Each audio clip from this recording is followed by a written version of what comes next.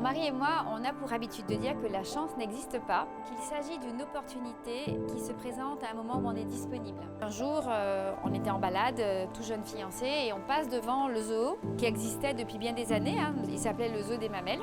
Et donc, on avait l'habitude de venir y passer les dimanches. Et un jour, on est en balade avec mon mari et il me dit, tu sais, si un jour ce zoo est à vendre, je le reprendrai. Je vous jure que j'ai pensé qu'il était fou. J'étais un peu embêtée. On a fait le tour du site. Il existait depuis 1985. C'était un site qui était à vue d'œil, qui était triste. Il y avait des cages avec 3 raccoons et 2 iguanes.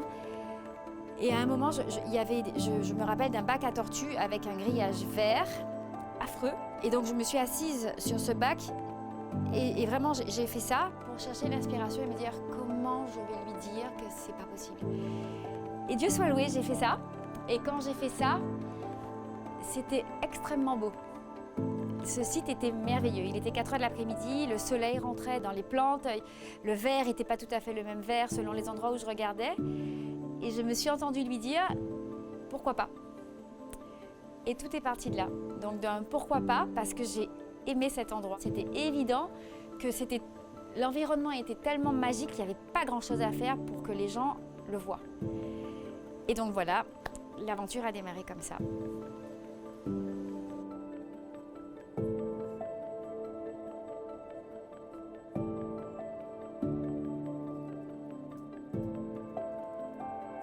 Quand nous avons démarré l'aventure du parc zoologique, il y a plus de 20 ans aujourd'hui, on ne savait pas du tout dans quoi on mettait les pieds. On était amoureux du site, c'était évident. On avait l'énergie de la jeunesse de vouloir transformer les choses.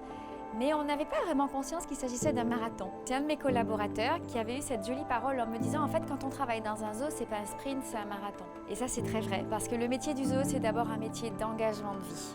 C'est un métier passion, et que quand on a cette passion qui nous brûle le ventre et qui nous donne de l'énergie et qui nous donne cette adrénaline qui fait que quoi qu'il arrive, il faut qu'on se relève, il faut qu'on y croit, et pour nous et pour nos équipes, parce que derrière nous, on a des familles, on a des animaux emblématiques, donc on n'a pas le droit de lâcher l'affaire. C'est qu'il faut savoir respirer, prendre du recul pour mieux repartir, mais jamais abandonner.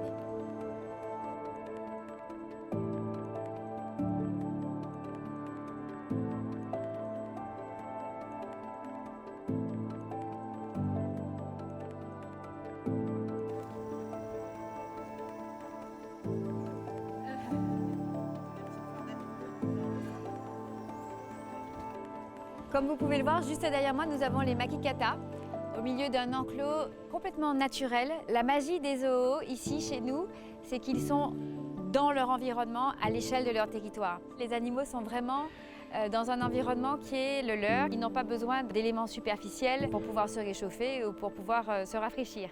Ils sont dans un environnement qui correspond à leurs besoins, dans un espace complètement immersif, dans un espace magique, aussi bien pour nos animaux que pour nos visiteurs.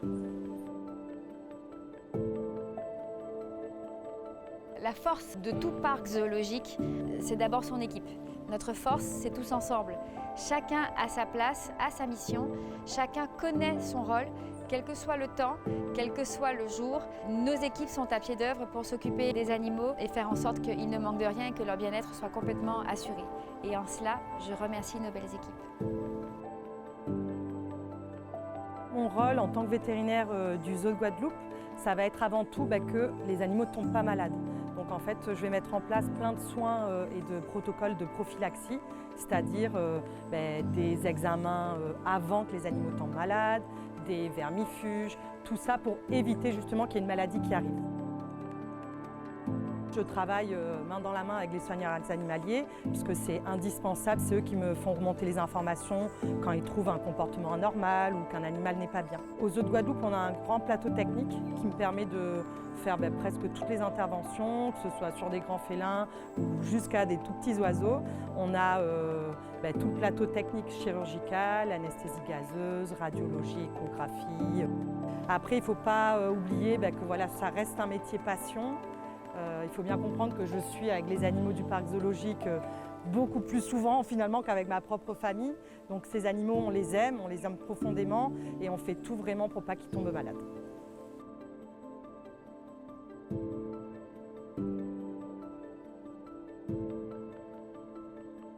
Le métier de soigneur animalier consiste à veiller au bien-être des animaux dont il s'occupe Ceci va passer par l'élaboration de nouvelles rations, par la création d'enrichissements. Il y a aussi un aspect conservation dans le métier du soigneur animalier. Il va se vouloir aussi animateur afin de sensibiliser le public et les visiteurs à la condition animale, mais aussi à la biodiversité. Ici, au Zoo de Guadeloupe, je vais avoir différentes missions, comme veiller à l'état de santé des animaux, identifier tout changement de comportement, donc les observer régulièrement, construire de nouveaux agrès et veiller à la sécurité des enclos.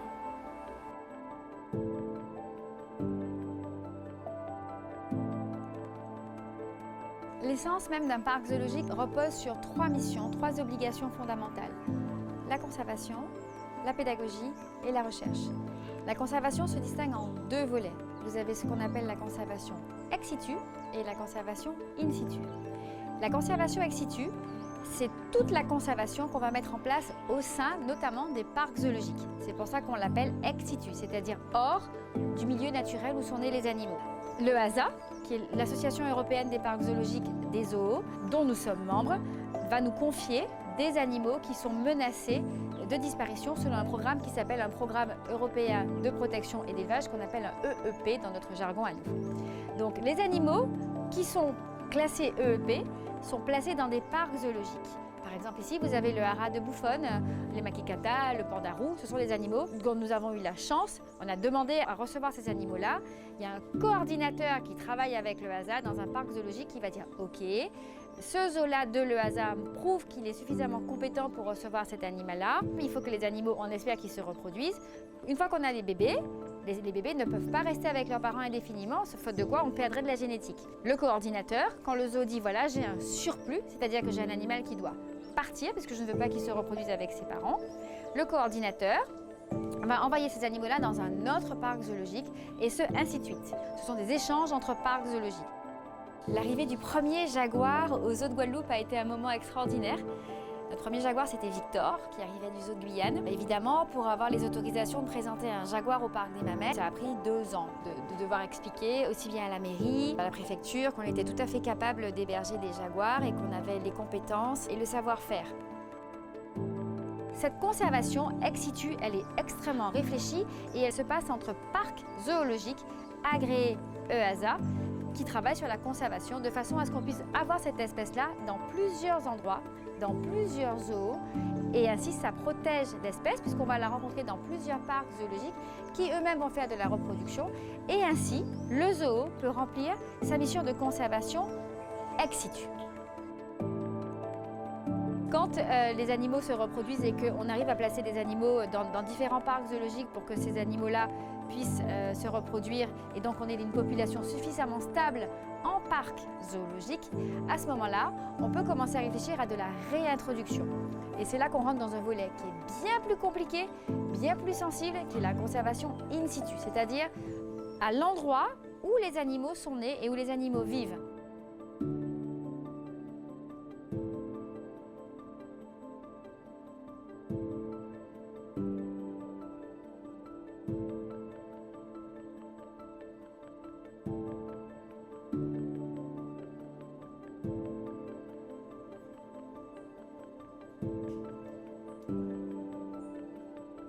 Ce qui est magique dans notre métier, c'est que nous travaillons en réseau.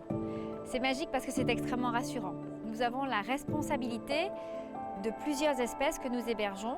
Donc nous avons la responsabilité de leur bien-être. On a des éthologues qui travaillent avec nous, donc qui sont des personnes en charge du comportement et du bien-être. Donc nous avons une éthologue sur les 3 sites. Nous avons des vétérinaires qui, elles, sont là pour la partie technique chirurgie. Les animaux ne parlent pas, ils ne peuvent pas nous dire au sens humain, si jamais ça leur convient, si leur enclos les satisfait, si la nourriture est bonne, si la cuisine est correcte. Je voulais échanger avec toi par rapport à la ponte de nos iguanes delicatissima. Comme tu le sais, notre petite femelle, c'est la première ponte qu'elle fait. Je voudrais avoir tes conseils, s'il te plaît, pour qu'on puisse optimiser quand elle va recommencer. J'aimerais avoir tes lumières, s'il te plaît. C'est extrêmement rassurant de pouvoir décrocher son téléphone et d'avoir accès à des experts. Les experts, ce sont des personnes qui ont été reconnues comme telles par les différents réseaux auxquels nous sommes adhérents. Nous sommes adhérents aux Zoo de Guadeloupe, de l'EHAZA, de la FDPZ et de la WAZA. L'EASA, c'est l'Association européenne des parcs zoologiques et des aquariums. La FDPZ, c'est l'Association française des parcs zoologiques. Et la WASA, c'est l'Association des zoos et des aquariums worldwide. Quand on est membre de ces réseaux, d'abord c'est un gage de qualité parce que quand on travaille entre zoos agréés EASA, par exemple, ce sont des zoos qui ont été inspectés par des experts. Et quand vous avez le tampon EASA, on est sûr que le zoo en face de nous, il a exactement la même éthique, la même charte, la même image, le même engagement que nous. Nous sommes au service de nos animaux. Et pour être au service de nos animaux correctement, nous devons rester humbles par rapport à leurs attentes pour essayer de toujours mieux faire, sans arrêt. Et en cela, les réseaux avec lesquels nous travaillons nous rassurent et nous enrichissent.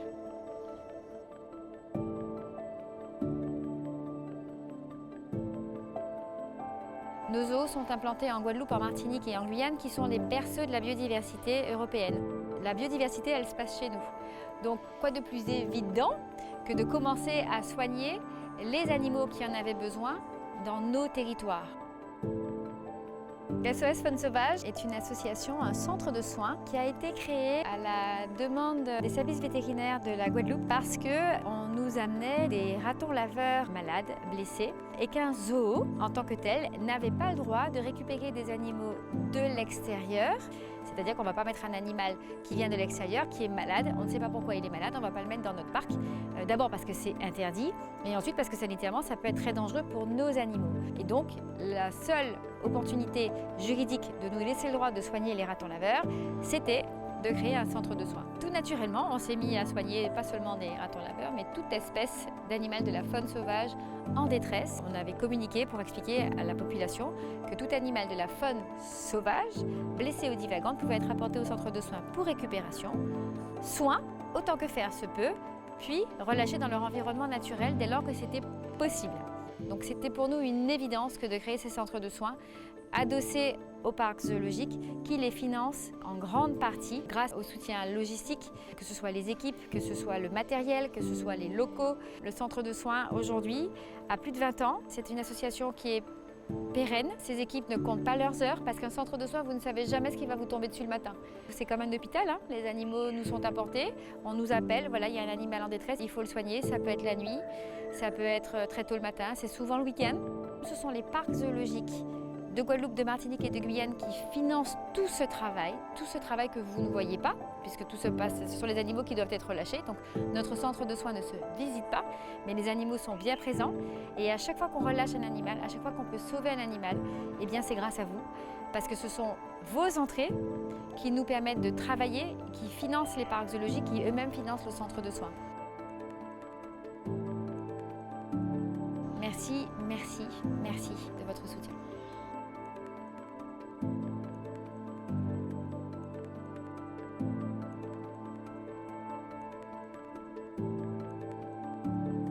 Aujourd'hui, un zoo a une mission de pédagogie auprès du public et tout particulièrement auprès des jeunes générations. Nous essayons d'apporter un maximum d'informations aux visiteurs pour leur permettre de mieux comprendre chaque espèce. Nous avons donc mis en place des panneaux didactiques tout au long du parcours. Nous programmons chaque jour des animations avec des rendez-vous au cours desquels un animalier présente une espèce au public. La pédagogie, c'est la base de notre engagement de vie parce que sans la pédagogie, on ne ferait pas des parcs zoologiques, on ferait des réserves. C'est-à-dire qu'on mettrait des animaux dans des vastes endroits où ils ne verraient quasiment plus d'êtres humains, de façon à pouvoir retrouver un comportement le plus naturel possible. Toutes ces espèces qui aujourd'hui sont menacées dans leurs habitats naturels, quand on les présente en parc zoologique, on vient sensibiliser le visiteur, quel que soit son âge, à l'importance de protéger cet animal dans son milieu naturel. Et ainsi, on essaye de faire évoluer les mentalités et surtout évoluer les comportements. Et on ne rêve tous que d'une chose, c'est que nos enfants et les générations qui viennent puissent avoir et bénéficier de cette même richesse de la biodiversité que celle que nous connaissons aujourd'hui. Et pour cela, il faut la protéger. Et pour la protéger, il faut savoir quels sont les bons gestes, quelles sont les bonnes attitudes à avoir. Encore une fois, on ne protège que ce qu'on connaît. Chaque visiteur qui visite un parc zoologique contribue à ces missions de conservation, de pédagogie et de recherche. En venant visiter un parc zoologique, vous contribuez, vous aidez, vous participez, vous financez la conservation de la faune sauvage. Nous sommes des sites qui vivons grâce au soutien de nos visiteurs. Et tout ce que nous mettons en place, tout notre engagement de vie, toute l'énergie qu'on peut y mettre, c'est grâce à vous. Nous avons des hommes, des femmes qui travaillent par tous les temps, qui sont à pied d'œuvre nuit et jour, parce que la faune sauvage, c'est comme les enfants, hein, ça vit. Et je pense que l'avenir des parcs zoologiques donc, dépend de vous, dépend de votre soutien et donc dépend de la passion et de l'engagement qu'on arrivera à vous communiquer. C'est vraiment un effet boomerang. Sans vous, on n'y arrive pas. Et si nous, on n'est pas là, on ne peut pas jouer ce rôle de protection, de conservation et on ne peut pas mener toutes ces actions. Donc je crois que la vision d'un parc zoologique, c'est que cette équation soit de plus en plus forte, soit de plus en plus une, de façon à ce que tous ensemble, on ne pourra y arriver que si tous ensemble, on est convaincus de ce qu'on met en place. Ce n'est qu'à partir de là qu'encore plus, on pourra faire des choses pour nos enfants et pour notre belle planète, hein, parce qu'on a pris conscience qu'il fallait la protéger, on a pris conscience qu'il y avait des choses à faire, on a pris conscience que les ressources naturelles, elles n'étaient pas sans fin, et je pense que chacun a son rôle à jouer. Le zoo, il est là pour sensibiliser et pour rechercher, et vous, en venant nous visiter, vous nous permettez de mener tout ça. Merci.